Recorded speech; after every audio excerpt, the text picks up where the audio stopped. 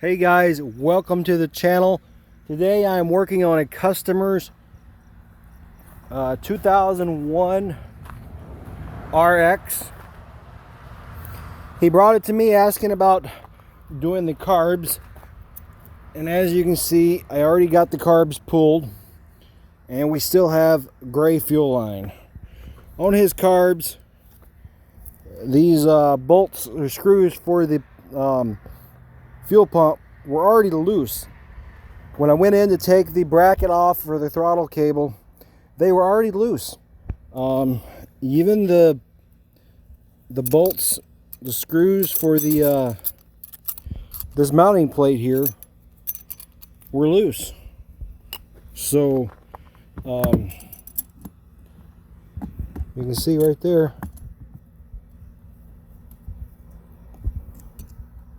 it's loose.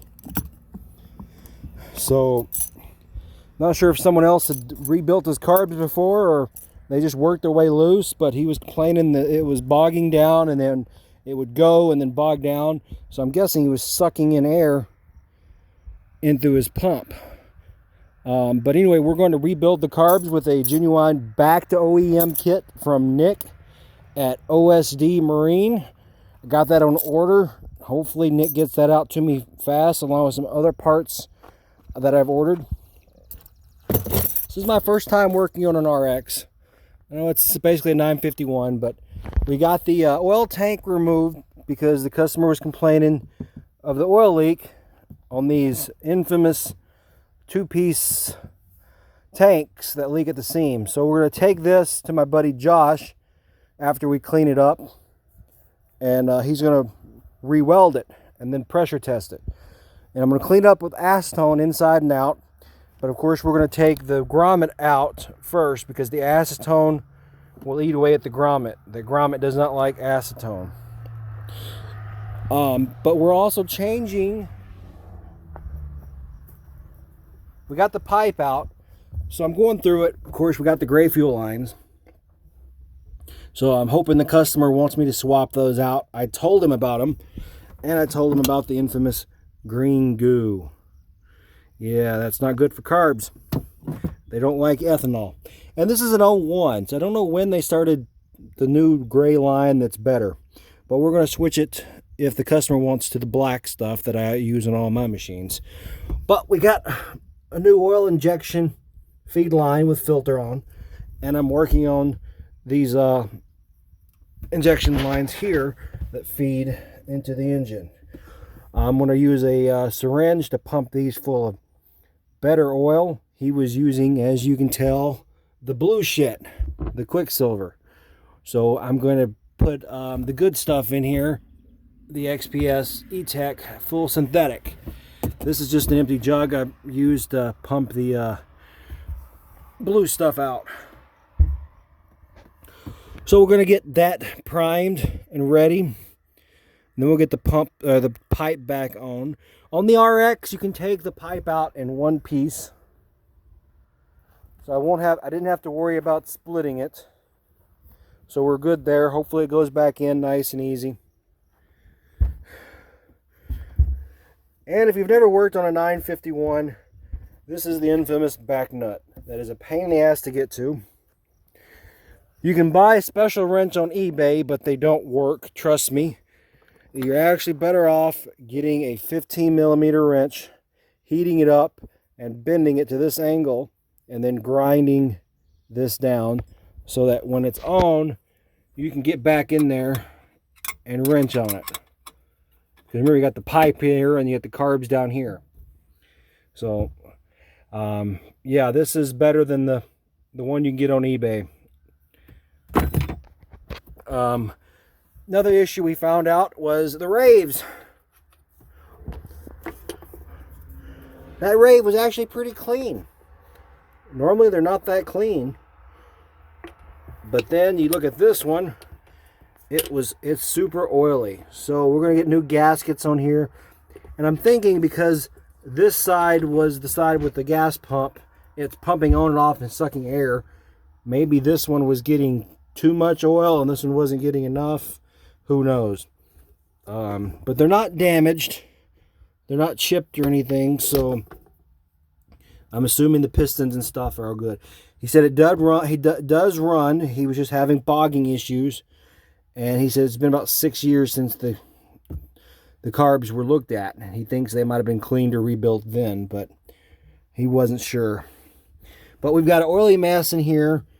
Once we get the pipe and stuff back on, intake covered and all this stuff taken up, I'm going to pressure wash it all out for him, get as clean as I can with an engine and stuff still in, because it is a mess. And we're going to battle replacing all these gray fuel lines. Yeah, it's pretty disgusting in here.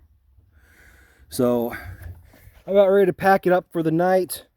I'm going to work on getting these filled with oil tomorrow, and then getting the pipe back on, so I can feed this and everything else once I get the pipe back in there, and we'll get these cleaned up as well, probably tomorrow.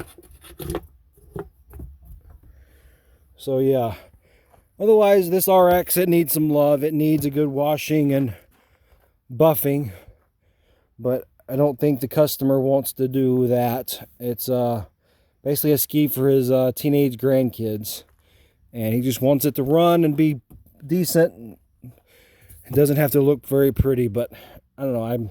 I'm OCD. I like my machines to be at least somewhat presentable. I'm not even going to ask him and touch him with these pumps to see if his wear ring is good. I'm going to assume it is. So I don't want to even try to tackling that pump. So I told him at first I would just redo the carbs and the oil lines. And I'd asked him about the gas lines, and he said he wasn't sure, but I'm pretty sure we're going to get those replaced. And he's got this weird battery in here. It didn't fit right. I'm going to recommend him get a different one. I'm pretty sure these should take the same one that the 96 and other ones take, which is the ETX 16L.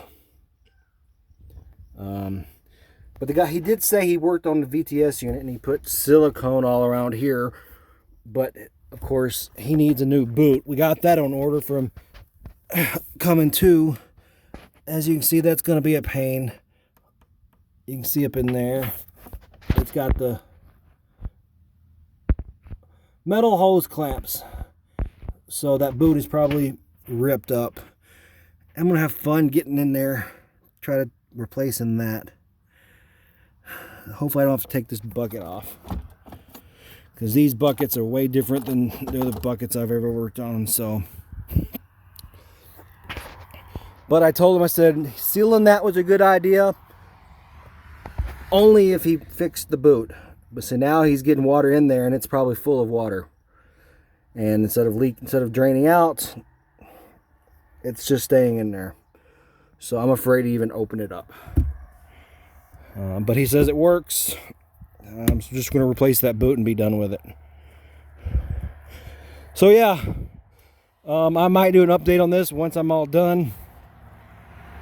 But I'm going to rebuild those carbs once I get my kit and get them all back on, and hopefully we'll have a happy customer.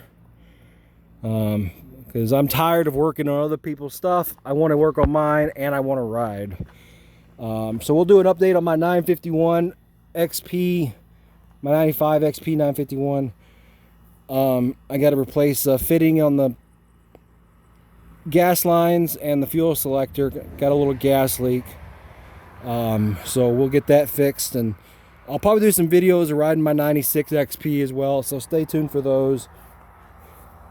My 96 XP has been pretty reliable. I haven't had many issues with it. I don't know, anyone watching have a RX? I mean, I know my buddy Josh that's going to weld this up. He's got two. He likes them.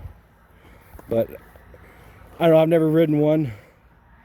I might have ridden his, and maybe I rode his GTX, I don't know. But we'll get this machine all ready for the customer. And also a note on this, in order to take the air box out, this big air box here, you got to take this back air box out, which isn't super hard. You got to break apart those two tubes that come down from it. And then there's just these 3 long bolts, a 10mm socket, and they come right out, so you can take that air box out.